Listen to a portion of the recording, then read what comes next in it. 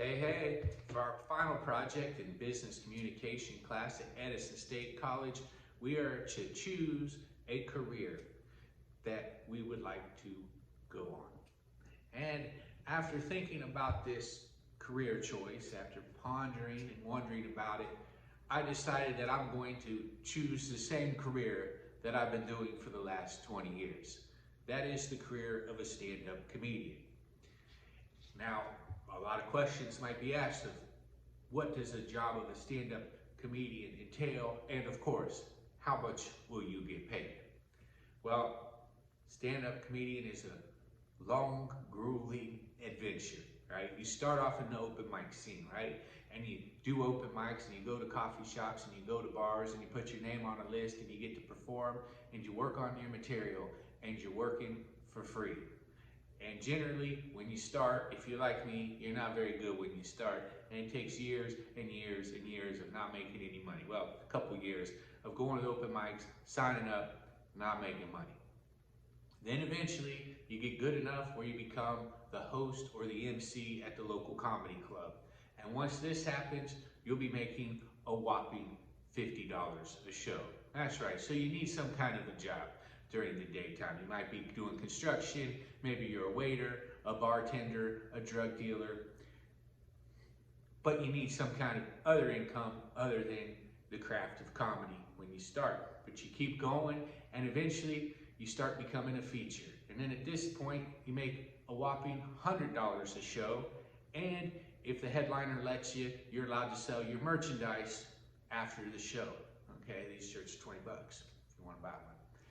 So you keep going, you keep hustling, and eventually you lose your day job, but you probably have to sleep in your car for a while, right? That's a possibility. You travel on the road a lot of times you won't have a hotel to sleep in, you sleep in your car, but you do it for the love. It's kind of like that Garth Brooks song, Rodeo, right? The guy in the rodeo, he doesn't care about money, he cares about doing the rodeo. That's how the comedian cares about getting laughs on stage. So now you're a feature. You start off open mic, then you become a host, then you're a feature, and finally you get 45 minutes of material, and guess what? You got a fan base, you're now a headliner, and you make 80% of the ticket sales at the clubs. That's usually the deal you get. So now you're getting a little bit of money. You don't have to eat ramen noodles every night, just on the nights you don't have a show, because, well, let's face it, you're a comedian, you don't know how to cook anything, and no woman's gonna stand beside some guy who's living the type of life you do. So, now you're making a little money as a comedian, you're getting your life going.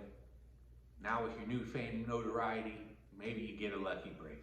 You get a part in a Kevin Hart movie, maybe you book a commercial, you audition for America's Got Talent, but they don't choose you because they have no idea what talent really is, because, let's face it, the judges on there have no talent. But then you make an album, a CD, next thing you know, you're on Pandora Radio, you're on Spotify, you get the Joe Rogan podcast, boom, you're sailing, you're performing in stadiums, selling out stadiums across the country, making good money, and you do your performances, and it's wonderful. You walk on stage, there's roars of laughter. Finish the show, and a couple comedy fans who've been following your career talk amongst themselves, and they say, you know what? He was a lot funnier when he was sleeping in his car. It's a tough game, okay? So that's kind of the process of the stand-up comedian. And it is called show business. So for about the last 20 years, I've been working on my show, and when Dr. Fauci and his buddies at the CCP created coronavirus and released it out of the Wuhan lab, comedy shows stopped. And I had a lot of free time on my hands as they tried to sink our economy, as well as they tried to kill off as many people as possible. So I took a business class at my local college. And I learned some things about business, the proper etiquette, sending emails, and business things like that. Got my mindset in the right spot, but I have to be honest, a lot of the textbook was pure propaganda, pure disgusting propaganda that had nothing to do with teaching these young minds anything about business, and it had to do with promoting George Floyd. George Floyd was mentioned in the book as if he were a hero. Really? He's a criminal. Colin Kaepernick was mentioned in a positive way as if he was selling a lot of merchandise for Nike. Not true. I'll never buy Nike again. Okay? He's losing them. And Bill Gates. Bill Gates, the guy behind everything we've been going through, the guy who's making trillions off of vaccines, the guy who stole all of his ideas from other people, is mentioned positively in this McGraw-Hill textbook again and again. So what do I think of the class overall? I learned some things, but the textbook is absolute garbage, okay? That's why I'm sticking with comedy. I mean, it makes me angry. I'm sticking with comedy because at the end of the day, all these other jobs seem boring to me, but at the end of the day, laughter is the best medicine. Laughter is the best medicine, not the fraudulent Fauci vaccine. Okay, so now I got some references for you so you can learn a little bit more about how to get into the game of comedy and what it takes. And one of the books is called The War of Art. Okay, The War of Art. This book talks about the artists and how you're in a constant struggle to get your good content out there, the struggle of overcoming obstacles in your way and your own resistance. Okay, The War of Art. Got another great book, Quotations for Public Speakers. Now, as a comedian, you're a public speaker, you're out there, and it's kind of cool to have a reference of quotes and stuff that gets your mind thinking. If you read a few of those every day, it kind of puts you to mind to come up with your own type of things. Now, of course, you need to learn about comedians that have made it in the past.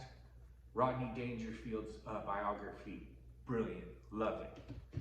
Now you're gonna need to be informed of the legends that took place before you. Richard Pryor, comedy box set, nothing better than this. This guy's a legend. He'd be maskless right now. And you need to work on your writing as a comedian. So we got the Comedy Writing Self-Taught Workbook by Gene Perrette. This has exercises in that you can learn to write with. I enjoyed the business class. There goes my book. I'm a 42-year-old man. Doesn't matter too much what my grade is for this class, because I'm here to fight the good fight, bring in laughter, and fight the tyranny and the propaganda that's in this textbook. If nothing else from this class, I got some more material from the garbage that was put in this textbook. It's swine time.